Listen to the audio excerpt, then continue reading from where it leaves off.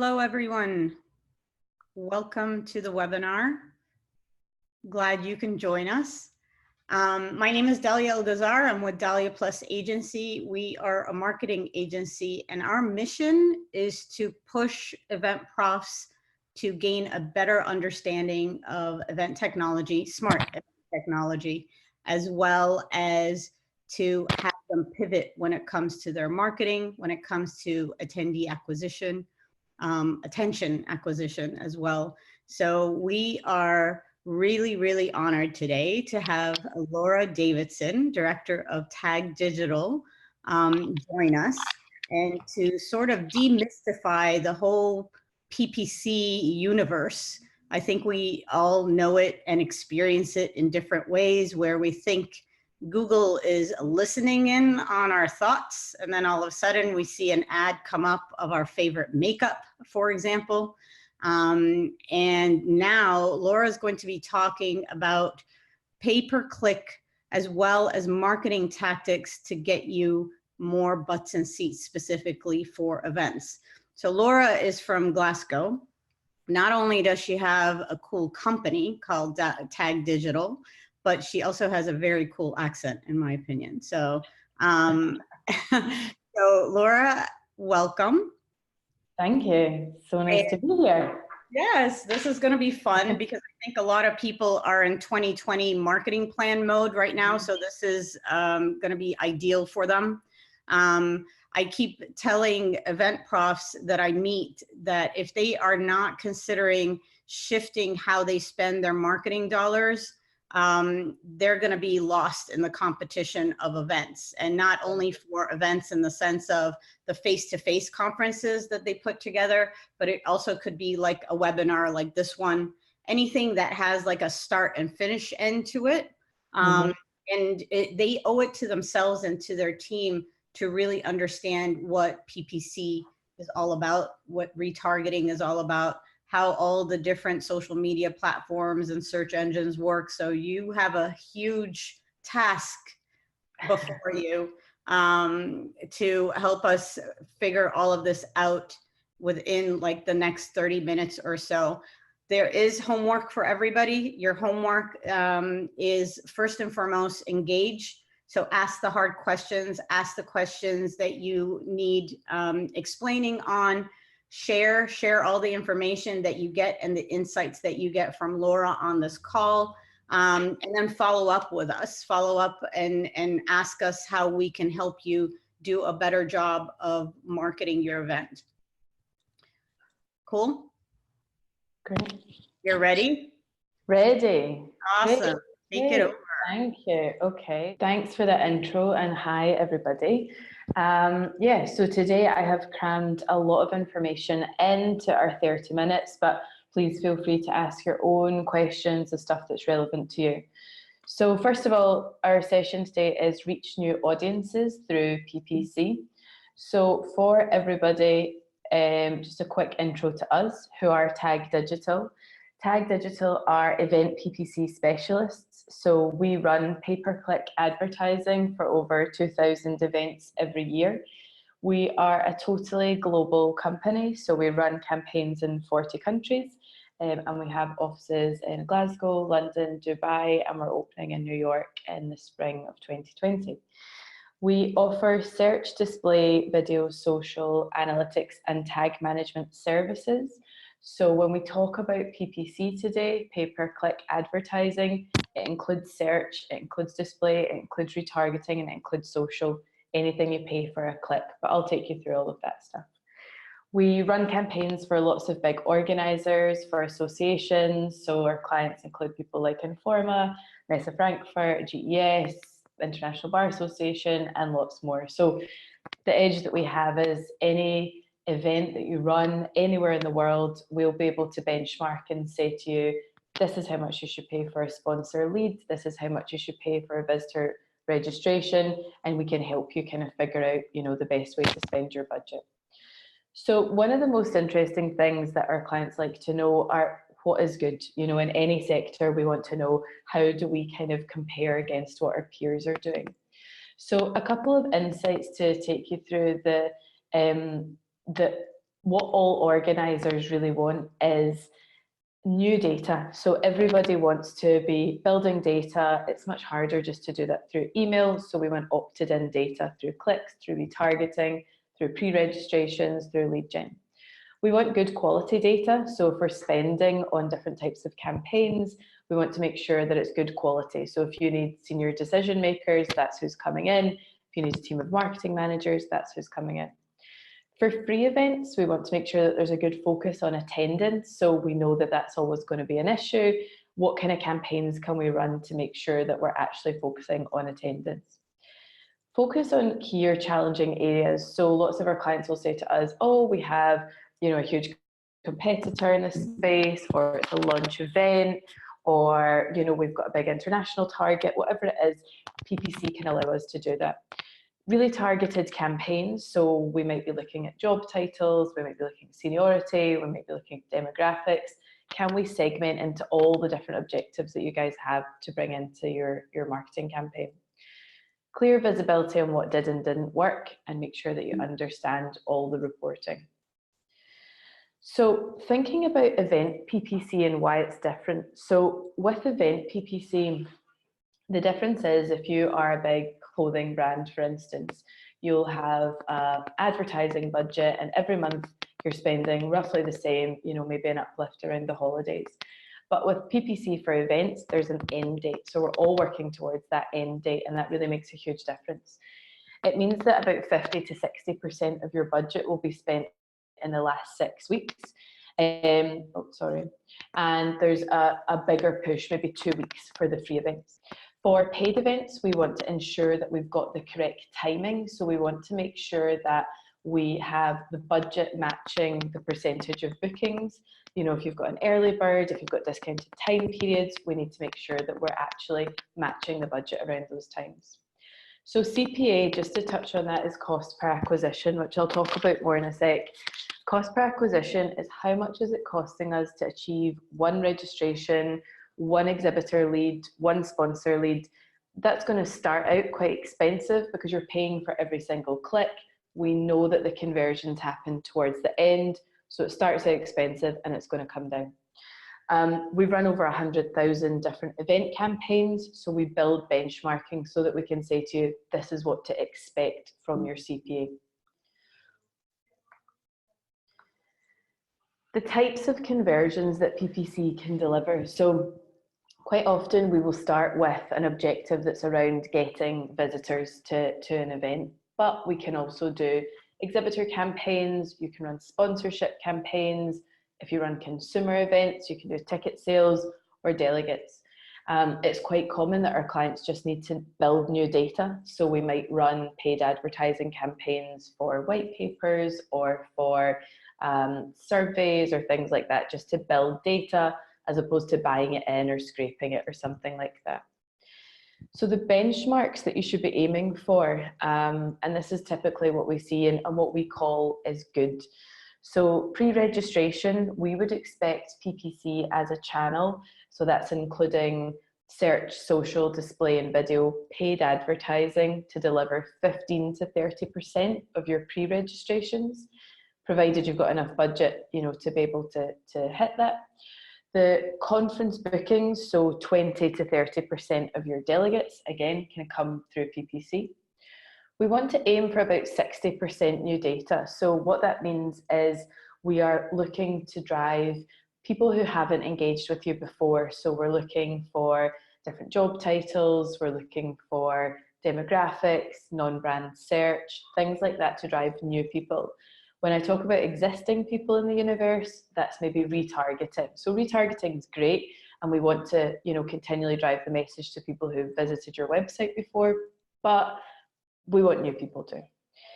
For exhibitor leads or sponsor leads, you're looking at about a 3 times cost per acquisition of what you pay for a visitor. So if you've got $10 CPA, you're looking for a visitor, about $30 a lead, I would say you're paying for exhibitor. And on social, you're looking for about 30% of your budget. So how do we hit those? We're looking for integrated paid media. So we're looking for a search campaign. What kind of keywords are people looking for who we want to come to your event. Paid social, so advertising on Facebook, on Instagram, on LinkedIn. Video is a really important part of the mix. So if you have the opportunity to create content, it's really important to do that because video is much cheaper media to buy. So it means that you can run campaigns on YouTube, you can run Instagram stories, and it's much cheaper to do. And then you have display advertising. So traditional display advertising is banner ads on different websites, which is great for top of the funnel traffic. You want to keep a flexible budget based on results. So if you're quite new to the world of paid advertising, you aren't going to feel confident putting a whole lot of budget into this until you've seen some results. So what we always advise to new clients or people who are new to PPC is start it with a small budget. So I would say around, say, $2,000 is a good test budget to start with. The great thing with PPC that you don't get from any other marketing channel is it's completely trackable and it's completely tangible. So if you are spending your $2,000, the conversions start to come in, that it's cost you $10, say, for each one of those conversions, each one of those registrations. Therefore, you can put in more money and it will generate more conversions at that $10 CPA. So it's quite rare to get marketing that delivers those kind of numbers for you. In order to do that, you need to have absolutely rock steady tracking. So that's something we can help you with as well, to make sure that all the right tracking pixels are in place and it's firing when someone's actually completed what you want them to do, because it means that you've covered the, exactly how much your cost per acquisition is going to be. Ensure that video is part of your content mix, as I said before. And then I'll talk you through responsive formats and machine learning. So the robots are getting so much smarter every day. And there's lots of ways that you can use responsive creative to allow Google, Facebook, who use 70 million signals every nanosecond to predict our behavior. So like Dahlia said, everyone thinks Facebook's listening to me, or they were listening to a conversation, but it's based on all of these things that you do, all these things that you look at and what your friends look at. And essentially now we get predictive advertising. So it's the stuff that you need to know before you even know that you know it. So the platforms that I'll talk about today. So we'll look at Google to look at search, display, video, and retargeting. We'll talk about Bing, which pretty much I would say is search. We'll look at Facebook, and you can think about things here like interests or jobs, competitors, remarketing, and then on LinkedIn as well. So jobs, groups, or remarketing. There's lots of different ways that you can target different audiences. So I touched on CPA earlier. So cost per acquisition is CPA, is the common acronym for that. So ultimately we're trying to answer, how much does it cost us to achieve one visitor, one exhibitor, one delegate sale? When we talk about PPC, it's pay per click advertising. So you pay for every single click. So say the bid is $1 a click and you have to bid on those clicks. If we get 10 people to your website and we know that 10% of the website traffic converts, you've got one conversion and it's cost you $10 to achieve that conversion. So you can see why so much work and effort has to go into the targeting, the ad copy, the creative, because ultimately every click counts. We're paying for every single click. So we need to put as much energy as we can to make sure that the traffic is good. And I'll talk you through some of the ways that we do that today. And also that the experience is good, so where are you taking them to? Is it clear what you want them to do on the page? We're paying for every click, and ultimately that's driving our conversion cost. So how much does all of that cost? And ultimately, once you get to those numbers, it gives you those really nice clean metrics that I mentioned. So I'm going to take you through a couple of the features on each one of the platforms that I think is really exciting and that you guys can use. You might be running your own campaigns, and that's great, but sometimes we see there's not the structure, so feel free to use the structure that we provide to make sure that that's a bit more optimized. So when we're running campaigns, we are thinking about it in the terms of a marketing funnel. So you've got your top of the funnel, which is awareness, middle of the funnel, which is consideration, and then the bottom of the funnel, which is evaluation. The way that we think about search, and this is just on Google, just keywords, is we want to split it into the different stages of the funnel. So we want to match whatever the user's searching with the keyword and the ad copy, but we also want to make sure that that's well split out, because what happens is the bottom of the funnel is going to be the cheapest and the top of the funnel is going to be the most expensive. So let me take you through that.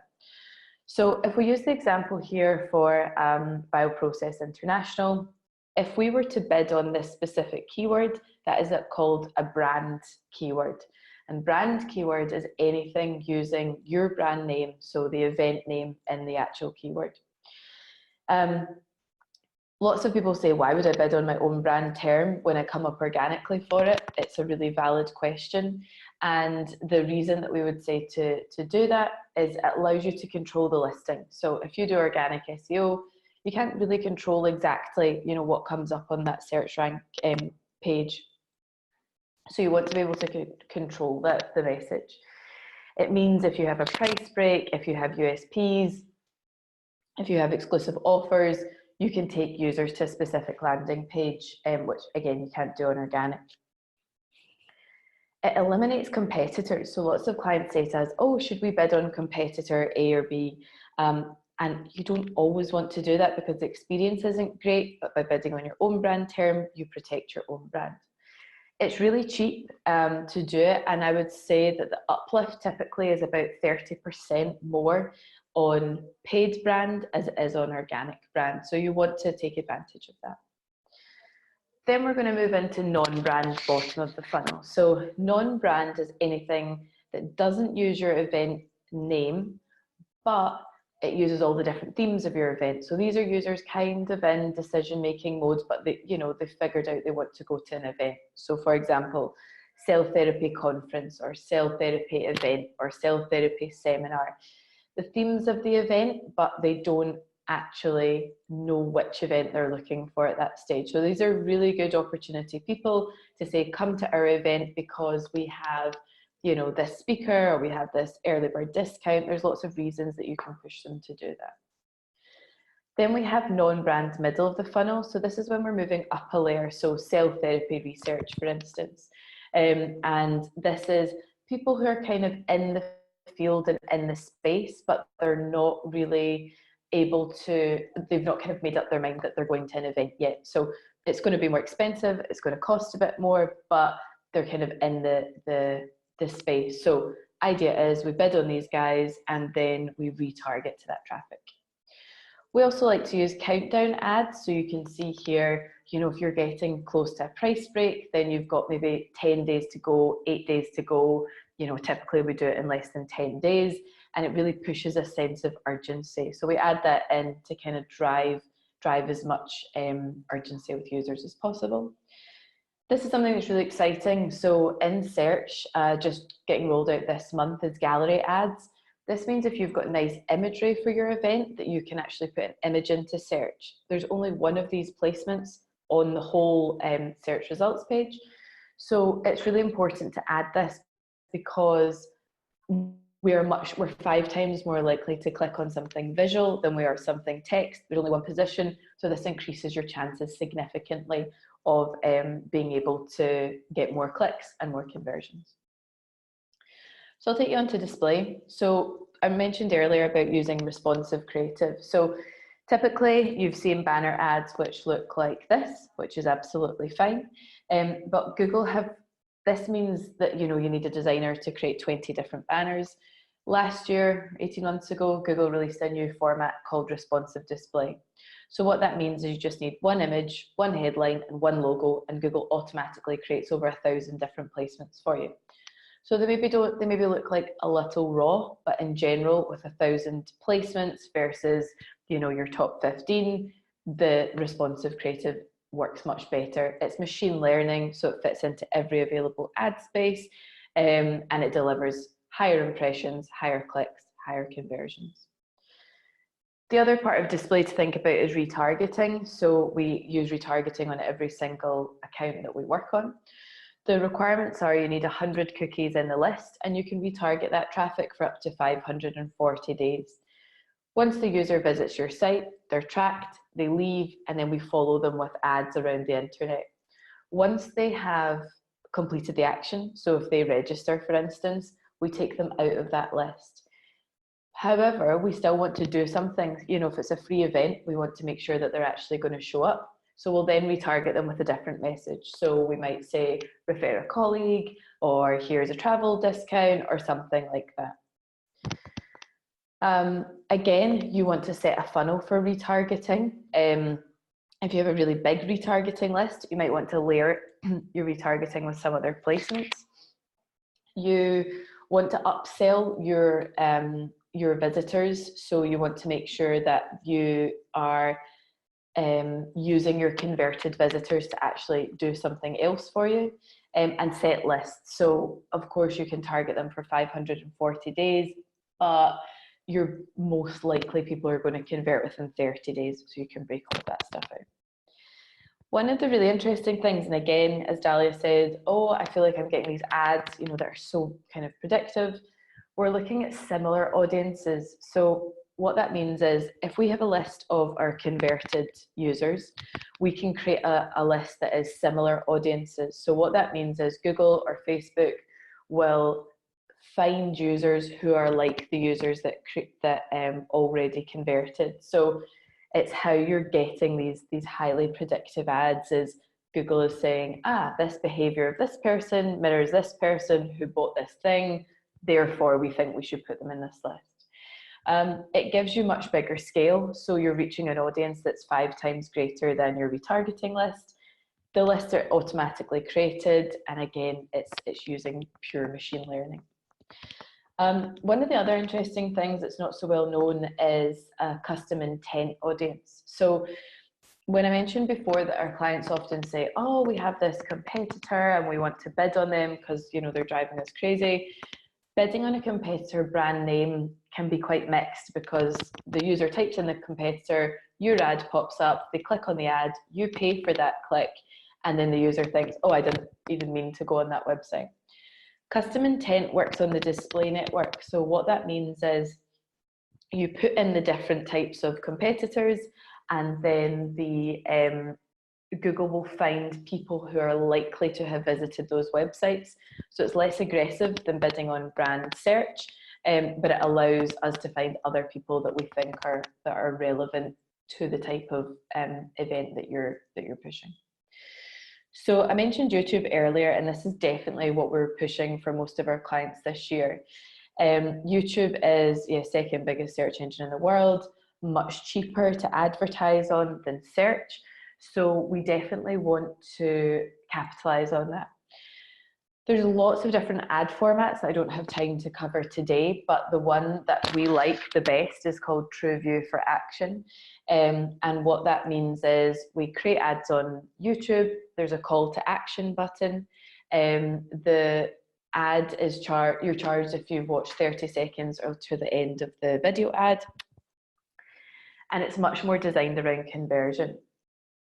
The other part to that is once somebody has viewed a video, we can then retarget them. So we can target them if they have viewed video, if they've viewed anything on your channel, if they visited your channel page, if they subscribe. So just kind of opens up a much bigger field of retargeting. So definitely thinking about YouTube, because you're paying maybe say 5 cents each view compared to, I don't know, $1.20 each click on search. So it's much cheaper, and Google are definitely pushing YouTube advertising, which means that you will typically get very good results from there.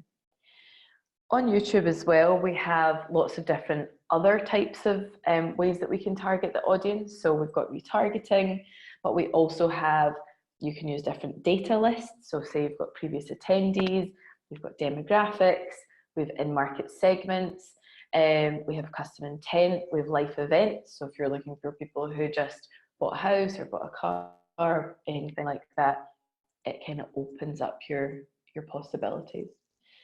Facebook and Instagram, just a couple of things that we are really loving there. So video, again, is the way I think to really maximize your budget on each one of these channels.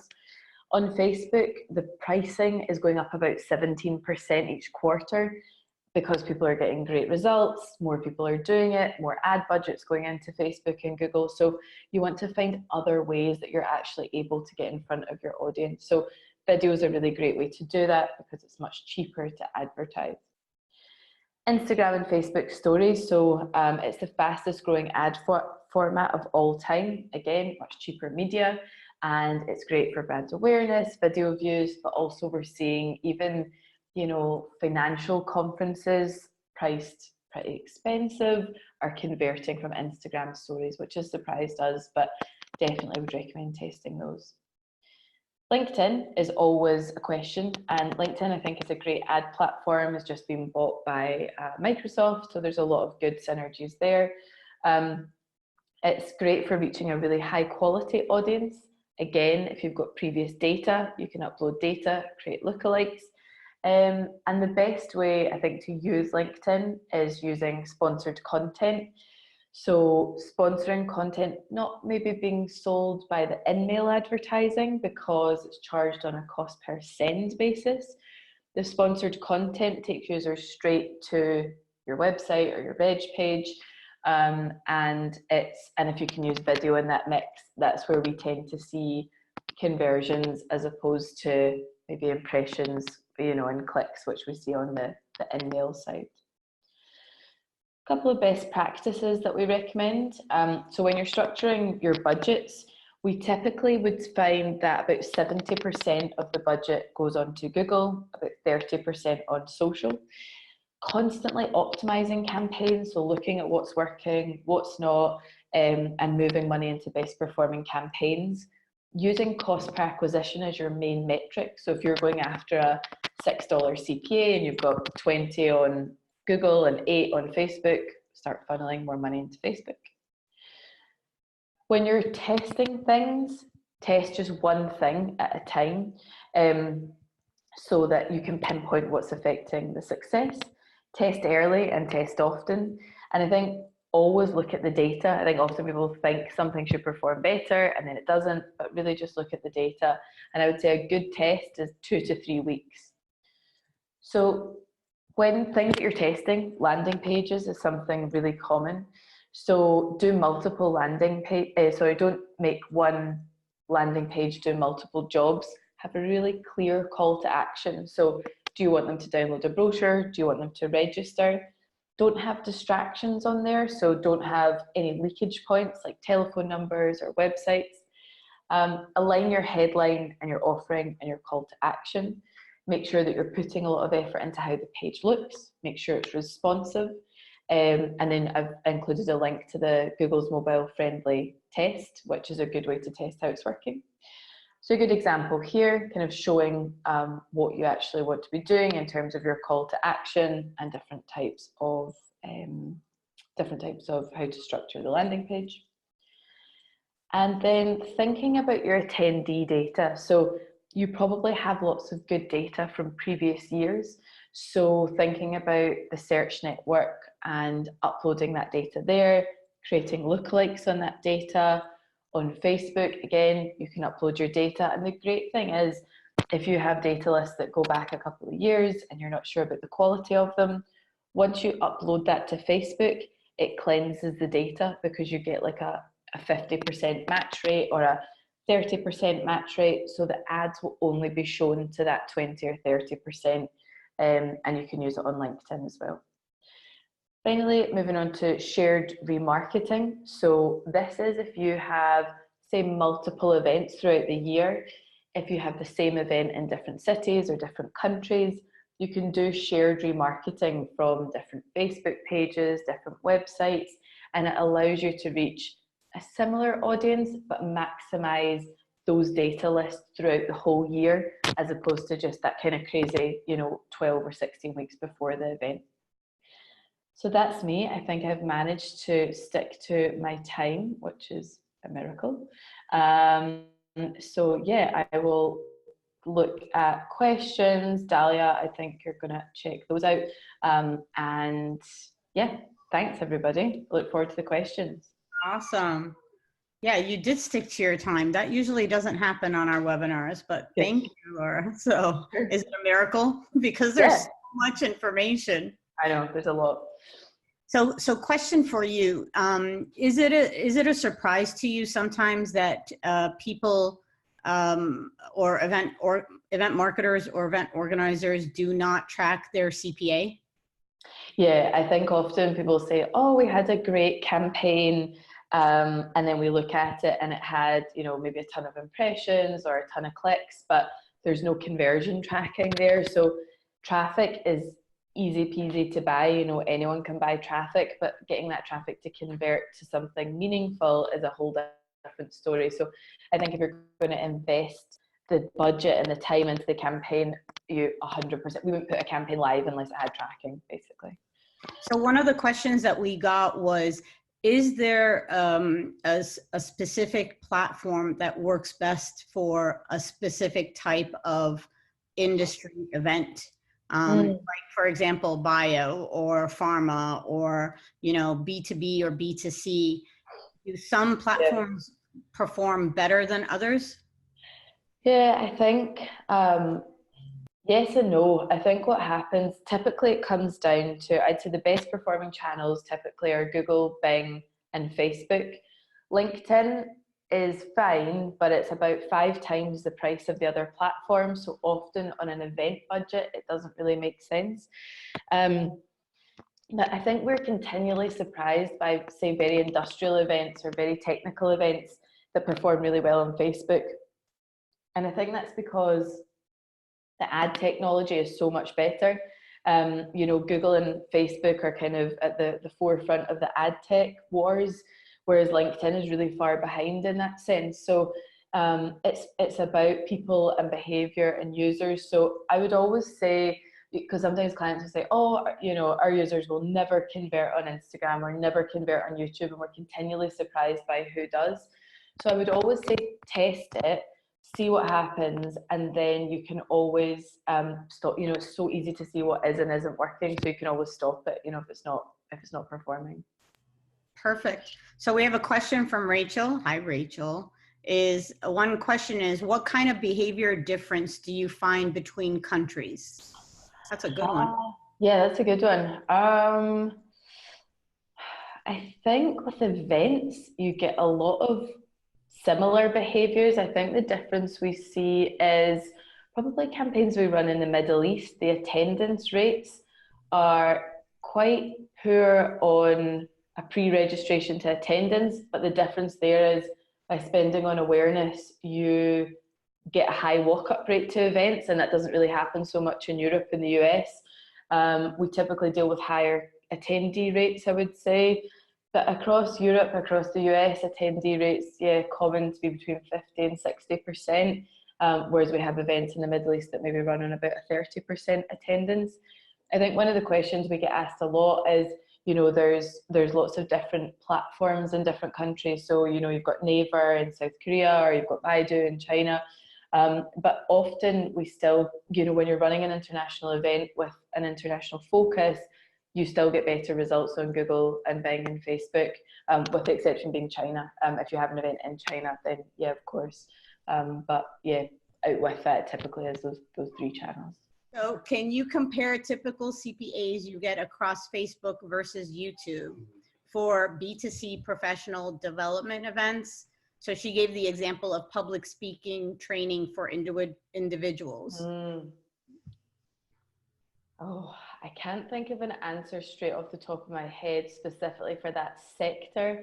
What I would say is quite a typical Facebook CPA, if it's a free event, you're maybe looking between $6 and $15, depending on the sector. The most expensive of those being like medical and pharmaceutical, and then a lot comes in between kind of 6 to 12. And then on YouTube, it is probably a bit more expensive, but yeah, maybe around a $10 to $15 mark we would say is good. And then if it's paid for, what we typically do, if you've got a paid for conference, is we'll maybe take 10% of the ticket value and set that as a target CPA. Is quite a good way to, you know, to set a benchmark for that as well. But we have a benchmarking tool, so I can check specifically in that for you, Reese, to see if we have something similar that can give you a bit more accurate on your sector. Perfect. Well, I have a couple of questions because I'm like, you know, floored as well as like enamored by all this intel that you shared. How the heck do you keep track of all of these new things that are happening on the platforms? Because I got to tell you, it's mind-boggling in my. There's a lot. We are now a Google and Facebook Premier partner, which means that they push us to use all of the new features. So it's in their interest that we know about the features, and we kind of promote them to our clients. So we get training with them, and it means that we get access to early betas, we get whitelisted for stuff like that. So all the day-to-day stuff, you know, is bread and butter. And then also, like, we do learning sessions with our own team, you know, so once a month someone will do a presentation on something that they've learned, and the idea is we want people to tell us stuff that nobody else in the team knows. So nice. We do that, but yeah, we spend time with Google and Facebook to achieve all the brand new stuff. So with everything that keeps changing, you know, especially with data, and that whole, you know, the whole idea of who owns the data, et cetera. Yeah. What's your opinion on that? Yeah, I mean, in Europe, it's a huge issue, obviously, just now. And a lot of clients have lost 30% of their email list. So they're relying much more heavily on PPC. But then you've got like the data commissioner suing Google as well for, you know, data breaches too. Right. Google are appealing that, and they, you know, we don't keep any data ourselves. We're just using the targeting available to target users. Users can opt out of ads if they don't like the ads. You can block cookies capture, so you're not, you know, that's not covered as well. And I just think, you know, if people don't click, if they click, then they're interested. If they don't click, then, you know, they get removed from the lists anyway. So yeah, I think it's a really good way to compensate for people who have lost data. And I think that the good thing is, if people are clicking, they're interested, you know, whereas with data, if you've bought a database of people, how interested are they really? What's the conversion of those people really? Whereas we're saying, here's a person we think is going to be interested in our event. Let's show them an ad. If they click, then great, cool, they are interested. And if they don't want to see the ad, you know, they just click that as well. Perfect. So we have another question. How can PPC complement influencer marketing? That's interesting. So yeah, we just finished an influencer conference actually in London, how to learn to be an influencer, I think, in a couple of days. So there's lots of chat about influencers there. And I think the way that it can complement is if we say, okay, here's our list of influencers that we think can really help our business, then you can also create ad sets around, you know, who follows those influencers, or search keywords around those influencers or on their blogs. Or what I mentioned earlier with custom intent, you could put all of their web addresses into custom intent. And again, we're saying these 20 influencers that we, you know, are really interested in, here's a way that we can kind of access their sphere of influence as well. So it definitely can help. There are limits to how much you can do in terms of what's available, how big the influencer is, whether Google or Facebook actually deem it, you know, a relevant interest or not, but it definitely can support influencer marketing. Perfect. Another question, how can you leverage remarketing on people who have already registered? That's a good question. So if somebody has already registered, then we want to take them out of the, you know, the registration campaign first of all, and then we would say, okay, what do we want them to do next? So we want them to show up, basically, if it's a free event. So we might say, save my seat at the conference. We might say, book, you know, you're going to get a $20 off Uber or Careem or whatever the car service is. We might do a hotel booking if you've got block bookings. We also might want to refer a colleague. So we'd say, why don't you refer your colleague and you get entered into a prize draw or something. And then we want to create lookalikes on that audience as well, because we know that that's like our kind of premium list of people. So we want to create other lookalikes on people who are like those people. So yeah, we can definitely use them for a few different things. So you describe paid marketing for an event because it has like a start and end date or time to it, right? And so that event could be a webinar, or it could be a campaign. Like, for example, an exhibitor can have an event, so to speak, for them to say, let me promote that I'm going to be on site. This is what I'm going to be showcasing, etc., and maybe a post part to it as well. Yeah, you could definitely do it for an exhibitor. We do exhibitor remarketing as well.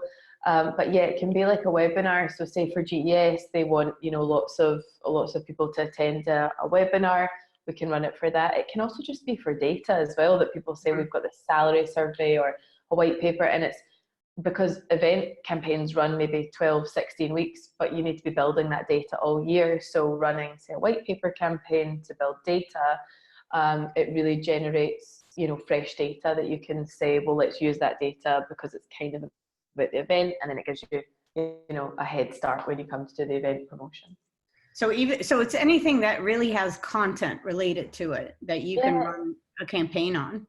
Anything with a clear objective, I would say, you know, that you say, okay, what are we, because sometimes, you know, you see campaigns and they're taking people to a contact page or, you know, the homepage or something, but what do you want them to do? So you want to probably capture data, or you want them to do something. So I think as long as it's got something clear like that, then it's worth spending the money on it. And it's just, you know, you'd expect to pay less for a webinar attendee than you would for a conference delegate, obviously. So kind of setting, what do you think is realistic for each one of those objectives? So for the event profs that are listening to this recording, so basically think of any type of content related event, so to speak, as an opportunity here. And then more so than anything, you know, this is the complementary marketing tactic that you definitely need in your plan. Make sense? Yeah. So we have a couple more questions. How many times is someone shown an ad before they're removed from the list for not clicking? Yeah, that's a good question, like Katie. Makeup, I need to get it. Yeah, and it depends from brand to brand. I would say, we would say, and it probably sounds high, but anything between 15 and 22 is what we would put a frequency cap on. If someone's, because seeing an ad and being shown an ad are kind of two different things, because we see, you know, whatever it is, 3,000 marketing messages a day. So we think between 15 and 22 is good. And some of our clients never want a frequency cap. They just want the ads showing, you know, all the time. But we would say that's a kind of good benchmark. It depends on the price of the product, how far away the event is, but, you know, as soon as they click, they're back in the list again. So yeah, 15 up to say 22. So what is the ideal lead time to get a campaign ready? Yeah, I would say if you're doing it with us, we like stuff to be briefed in maybe 18 weeks out from the event from a visitor point of view. If you're looking to do sponsorship and XProm, another 12 weeks before that. So the sooner you're organised, the better. We get lots and lots of last minute requests where we've got an event in 6 weeks, but you know, rushing through all of that, even though you might get quite good numbers, everything's kind of speeded up. So I think you want to be running a solid 12-week campaign at least, and probably longer if you've got a conference element with delegate bookings. So everybody needs to start now. Yeah, it's easier. If you're organised, it's a lot easier, because there's always, especially if you've not really run it before, you need to get the tracking set up, you need to get the assets set up, you know, there's just more stuff. Once you maybe run a few campaigns, it's quicker. By the beginning, I would say, like, give yourself as much time as possible. So last question, and this is from Dahlia to Laura. All right. So what's your most favorite social media platform? I love LinkedIn, actually. I'm a dork. You? Yeah, I love it. I'm a dork too, but I mean, there's a lot of potential there, right?